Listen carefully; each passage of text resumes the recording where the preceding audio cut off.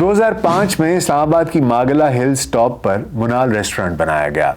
اس وقت اس تصور کے پیچھے سی ڈی اے کے چیئرمین کامران لاشاری تھے۔ ماگلا ہلز کا جنگل حکومت پنجاب اور گھاس والی جگہ فوج کی ملکیت ہے۔ جہاں منال ریسٹورنٹ واقع ہے وہ جگہ فوج کی ہے۔ اب سوال یہ ہے کہ جب یہ جگہ فوج کی تھی تو پھر سی ڈی اے نے اس کو لیز پر کیسے دے دیا؟ لقمان صاحب سے بندہ یہ پوچھے کہ اگر اتنا ہی مشکل ہے اور اتنا ہی خسارہ ہے تو پھر آپ کو پریشانی کیا ہے؟ اگر آپ کو حکم دیا جاتا ہے کہ ریسٹورانٹ بند کر لیں تو بند کر دیجئے۔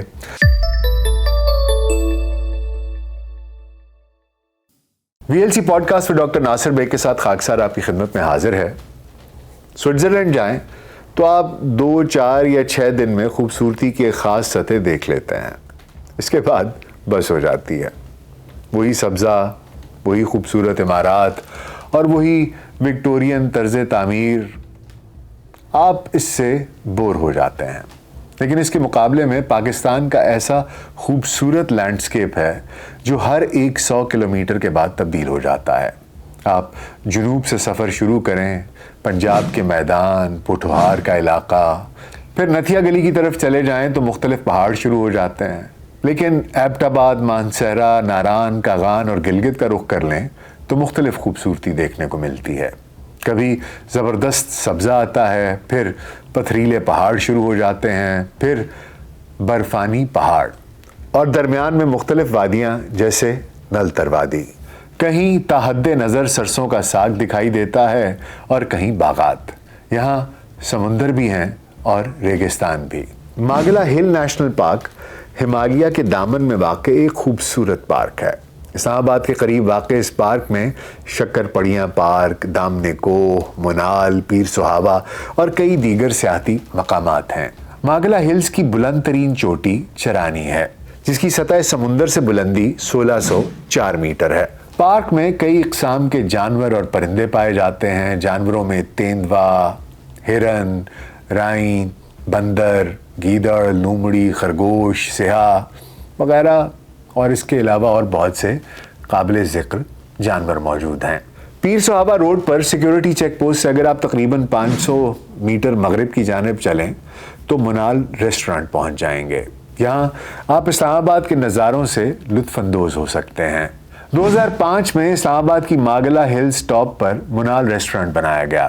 اس وقت اس تصور کے پیچھے سی ڈی اے کے چیئرمین کامران لاشاری تھے، جنہیں اس وقت کے صدر مشرف نے لاہور کو خوبصورت بنانے کے بعد اسلام آباد کا ٹاسک دیا تھا۔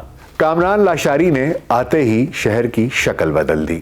اس کے بعد کا اسلام آباد کامران لاشاری کا اسلام آباد ہے، اگرچہ وہ مختلف کیسوں میں آج تک تاریخیں بھی بھگت رہے ہیں۔ ماگلا ہلز کا جنگل حکومت پنجاب اور گھاس والی جگہ فوج کی ملکیت ہے۔ شاید یہ زمین اسلام آباد کے قیام سے پہلے ہی سے فوج کی ملکیت تھی، تاہم فوج نے کبھی اس کا دعویٰ نہیں کیا تھا۔ ہاں، کبھی کبھی اجلاسوں میں فوج یہ ضرور کہتی کہ آپ ہماری زمین پر قابض ہیں۔ سی ڈی اے بھی بات مزاح میں ٹال دیتا کہ اس کے بدلے میں آپ کو متبادل زمین الاٹ کر دی جائے گی۔ ماگلا ہلز کے 22,000 ایکڑ پر مشتمل رقبے میں سے فوج 5,500 ایکڑ کی مالک ہے اور باقی 16,500 ایکڑ جو پہلے پنجاب حکومت کی ملکیت تھا اب وہ سی ڈی اے کے پاس ہے۔ تاہم جہاں منال ریسٹورنٹ واقع ہے وہ جگہ فوج کی ہے۔ اب سوال یہ ہے کہ جب یہ جگہ فوج کی تھی تو پھر سی ڈی اے نے اس کو لیز پر کیسے دے دیا؟ بیوروکریسی کا وتیرہ ہے کہ جب کسی مسئلے کا حل نہ مل رہا ہو تو مسئلے کا کوئی نیا رخ دے دو۔ یہاں بھی یہی ہوا۔ ماگلا ہلز نیشنل پارک میں ماحول کو یا جنگلی حیات کو کیا خطرات لاحق ہیں اور ان کا حل کیسے ممکن ہے، اس سے قطع نظر اب موضوع بحث یہ ہے کہ فوج ماگلا ہلز کی مالک ہے یا نہیں اور منال کی حیثیت رہے گی یا نہیں۔ ماگلا کی پہاڑیوں کے دامن میں واقع عمارت جس میں منال ریسٹورنٹ چل رہا ہے کو سی ڈی اے نے قومی خزانے سے خطیر رقم خرچ کر کے تعمیر کیا تھا اور اسے 2006 میں لقمان علی افضل نامی ایک شخص کو لیز پر دیا گیا تھا، جو وقت گزرنے کے ساتھ ساتھ شہر اقتدار کا سب سے اہم سیاحتی مقام تصور کیا جانے لگا۔ تاہم شہر اقتدار کے رکھوالوں یعنی اس وقت کے سرکاری افسران نے سرکاری خزانے سے بھاری رقم خرچ کر کے اس ہوٹل کو تعمیر کرتے ہوئے کبھی سوچا بھی نہیں تھا کہ مذکورہ زمین سی ڈی اے کی ہے ہی نہیں، کیونکہ 1961 سے اس کی ملکیت سی ڈی اے کے پاس تصور کی جاتی تھی، جبکہ اس کے جملہ امور بھی وفاقی ترقیاتی ادارہ ہی دیکھ رہا تھا۔ تاہم 2016 میں حالات نے اس وقت کروٹ بدلی جب پاک فوج اس کی ملکیت کے دعوے کے ساتھ سامنے آ گئی کہ مذکورہ زمین 100 سال سے بھی پہلے 1910 میں فوج کے جانوروں کے لیے گھاس کو پیدا کرنے کے لیے ان کے زیر انتظام ادارے ملٹری فارمز راولپنڈی کو اس وقت کی حکومت پنجاب نے الاٹ کر دی تھی۔ بعد ازاں مارگلہ پہاڑیوں میں 8603 ایکڑ فوجی اراضی کی ملکیت کے 1 صدی سے بھی زیادہ عرصہ گزر جانے کے بعد کیے جانے والے دعوے کو حل کرنے کے لیے 8 نومبر 2016 کو اس وقت کے وزیر دفاع کی زیر صدارت ایک اجلاس منعقد ہوا۔ جی ایچ کیو کے اپنے خطوط کے مطابق اس اجلاس میں یہ فیصلہ کیا گیا تھا کہ وزارت دفاع اور سی ڈی اے کے مشترکہ سروے کے بعد اس زمین کو ملٹری فارمز کو واپس کر دیا جائے گا۔ شہر کی مصروف زندگی سے وقت نکال کر فطرت کی دلکشی کو محسوس کرنے کے لیے منال ریسٹورانٹ ایک بہترین جگہ ہے۔ گروپ کی شکل میں یا انفرادی طور پر اپنے خاندان کے ساتھ پکنک منانے کے لیے یہ لاجواب مقام ہے۔ 2006 تک منال ریسٹورانٹ کی طرف جانے والا راستہ شام 6 بجے ہی بند کر دیا جاتا تھا۔ مقامی لوگوں کے علاوہ کسی کو اوپر جانے کی اجازت نہ تھی۔ جرائم کی شرح اس قدر زیادہ تھی کہ کوئی اندازہ نہیں کر سکتا۔ جب لیڈی ڈائنا کو دامنے کوہ کی سیر کرائی گئی تو اس وقت بھی علاقہ بالکل سنسان تھا۔ یہ وہ وقت تھا جب اسلام آباد میں رات 10 بجے کے بعد کھانا نہیں ملتا تھا۔ F10، F6، F7 بھی بند ہو جایا کرتے تھے۔ جب یہ ریسٹورانٹ شروع ہوا تب اس کی آمدن بہت کم تھی۔ اگلے 4-5 مہینے میں آمدن بڑھنے لگی، پھر غیر ملکیوں نے بھی آنا شروع کر دیا۔ 2006 سے 2008 تک اس ریسٹورانٹ نے معمول کا سفر کیا۔ ستمبر 2008 میں میریٹ ہوٹل پر حملہ ہوا تو اسلام آباد ریڈ زون بن گیا۔ دراصل کوئی بھی ملک اس وقت تک تباہ نہیں ہوتا یا وہاں گردی کامیاب نہیں ہوتی جب تک کہ ملک کی معیشت جام نہ ہو جائے۔ اگر معیشت کا پہیہ چل رہا ہے، لوگ پر امید رہتے ہیں اور سرمایہ بھی ملک سے باہر منتقل نہ ہو تو ملک استحکام حاصل کر لیتا ہے۔ ہائی ویلیو اہداف پر حملے کرتے ہیں تاکہ بین الاقوامی میڈیا میں ان کے حملے کو نمایاں جگہ مل سکے۔ ان دنوں سوات میں آپریشن چل رہا تھا۔ اسلام آباد میں رد عمل کا خطرہ تھا۔ غیر ملکیوں کی سیکیورٹی بہت سخت کر دی گئی تو سیکیورٹی اداروں نے منال کو مکمل طور پر اپنی حفاظت میں لے لیا۔ F6 سے نکل کر F7 جنا سپر مارکیٹ جانا پڑتا تو 3 ناکوں اور سیکیورٹی چیک پوسٹ سے گزر کر جانا پڑتا۔ اسلام آباد کے لیے 2008 سے 2010 تک کا دور بہت مشکل تھا۔ منال ریسٹورانٹ نے ان 2 سالوں میں اپنی بقا کی جنگ لڑی۔ کاروبار مکمل بند رہا، سٹاف اور دیگر اخراجات جوں کے توں تھے، مگر جیسے تیسے یہ دن بھی گزر گئے۔ اس طرف آنے والے سیاحوں کے لیے جرائم پیشہ لوگ اب بھی مسئلہ تھے، مگر کم ہونے کے بعد جب حالات بہتر ہوئے تو ریسٹورانٹ دوبارہ کھول دیا گیا اور پھر پہلے مرحلے میں بڑے پیمانے پر مقامی لوگوں کو بھرتی کیا گیا۔ ان کی تعداد 300 کے لگ بھگ تھی۔ مقامی لوگوں کی بھرتی کے بعد یہاں کے ہر گھرانے کا کوئی نہ کوئی فرد منال کی ٹیم میں شامل ہو گیا تو جرائم کی شرح میں فوراً غیر معمولی طور پر کمی واقع ہو گئی۔ تاہم راستے اب بھی 6 بجے کے بعد بند ہو جاتے تھے اور چیک پوائنٹس بھی قائم تھے۔ تب منال کی انتظامیہ نے اس وقت کے آئی جی پولیس افتخار صاحب سے کہا کہ پولیس کا یہ کام نہیں ہے کہ اگر ایک جگہ ڈکیتیاں وغیرہ زیادہ ہو رہی ہیں تو آپ وہاں راستے ہی بند کر دیں۔ آپ پولیس اہلکاروں کی 1-2 گاڑیاں ہمیں دے دیں، آپ کے پاس بجٹ نہیں ہے تو ہم انہیں سہولیات فراہم کریں گے۔ نتیجتاً انہیں 2 گاڑیاں مل گئیں اور راستے 6 بجے کے بعد بھی کھلنے شروع ہو گئے۔ تینوں چیزیں ساتھ ساتھ چلیں۔ منال کو پولیس کی سیکیورٹی مل گئی، جرائم میں ملوث یا جرائم پیشہ لوگوں کو سہولتیں فراہم کرنے والوں کو روزگار مل گیا اور ٹریفک رواں دواں ہو گئی۔ یوں جب ٹریفک رواں دواں ہو گئی تو جرائم کے اکا دکا واقعات جو ہوا کرتے تھے وہ بھی ہونا بند ہو گئے اور منال ریسٹورانٹ پر رونق بڑھتی چلی گئی۔ اب ریسٹورانٹ سے اس علاقے کو 10 سے 11 ملین روپے کی سپورٹ ہو جاتی ہے جو تنخواہوں کی صورت میں بھی ہوتی ہے۔ منال کے ملازمین نے گھر کرائے پر لیے ہوئے ہیں، جبکہ یہاں کی مقامی مصنوعات دودھ وغیرہ بھی خریدا جاتا ہے۔ یہ ایک بہترین مثال ہے مقامی معیشت کو کھڑا کرنے کی۔ یہ سب کچھ جو شخصیت کر رہی تھی اس کا نام لقمان علی افضل تھا، جنہوں نے سی ڈی اے سے منال کو لیز پر حاصل کیا تھا۔ لقمان علی افضل کے بارے میں آپ کو بتاتے چلیں کہ یہ بنیادی طور پر ایک زمیندار گھرانے سے تعلق رکھتے ہیں۔ ابتدائی تعلیم انہوں نے ایچ ایس این کالج سے حاصل کی، بعد ازاں Lahore university of management sciences سے پڑھا، اور ان کے والد صاحب پنجاب یونیورسٹی میں ایک پروفیسر تھے جو کہ ایک پی ایچ ڈی ڈاکٹر ہیں۔ منال کو بام عروج پر پہنچانے والے لقمان علی افضل بتاتے ہیں کہ میں نے 1995 میں سینئر کیمبرج کیا، سی اے میں داخلہ لے لیا، پھر لمز میں چلا گیا۔ تیسرے سال میں تھا کہ میں نے لمز کا اسٹوڈنٹ کنوینئنس اسٹور 3.25 لاکھ میں خرید لیا۔ اسے صرف طالب علم ہی چلا سکتے تھے، یہ کوئی بزنس ایڈونچر نہیں تھا۔ بزنس شروع کرنا، اسے چلانا، اس کا انتظام کرنا، اس کے اخراجات کا حساب کتاب رکھنا، اپنے سٹاف کو پرجوش رکھنا، یہ میرے لیے ایک ایسا تجربہ تھا جس نے میری زندگی میں کامیابیوں کی بنیاد رکھی۔ آج ہی مجھے یاد ہے کہ جب کنوینئنس اسٹور خریدا تو یہ صرف دن کے وقت آپریشنل ہوتا تھا۔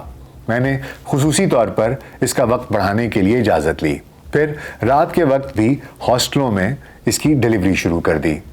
جب یہ میرے پاس آیا تو اس کی بہت کم آمدن تھی، طلباء و طالبات اس کی طرف آنے میں دلچسپی نہیں لیتے تھے۔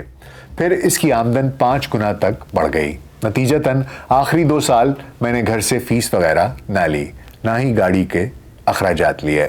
کچھ پیسے میں نے جمع کیے ہوئے تھے، کچھ والد صاحب سے لیے، اور نئے کاروباری تجربات کرنے لگا۔ بعض ناکام ہوئے اور بعض چل نکلے، حتیٰ کہ 2006 میں سی ڈی اے نے اسلام آباد کے منال ریسٹورنٹ کی بولی لگائی اور میں نے ریسٹورنٹ حاصل کر لیا۔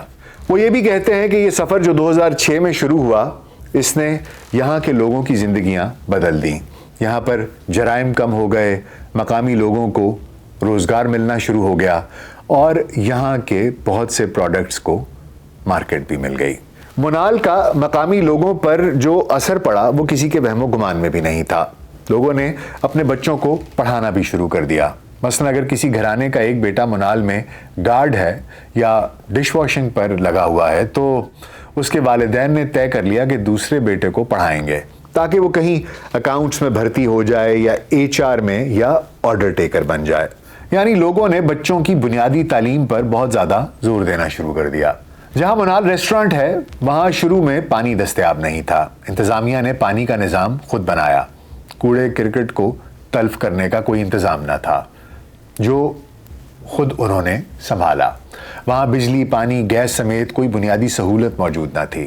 ٹرانسپورٹیشن کا سسٹم بھی نہیں تھا۔ یہ سارے کام منال انتظامیہ نے خود ہی کیے۔